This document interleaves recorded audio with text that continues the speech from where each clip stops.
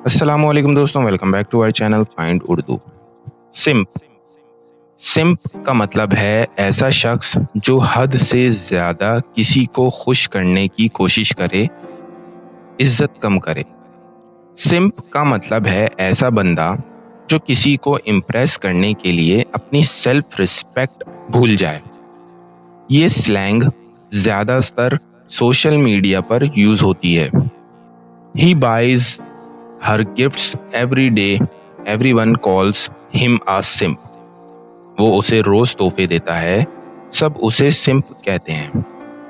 तो दोस्तों, सिंप का मतलब है हद से ज्यादा दूसरे को प्लीज करने वाला शख्स। उम्मीद है अब आपको सिंप का मतलब समझ में आ गया होगा। मिलते हैं नेक्स्ट वीडियो में। शुक्रिया।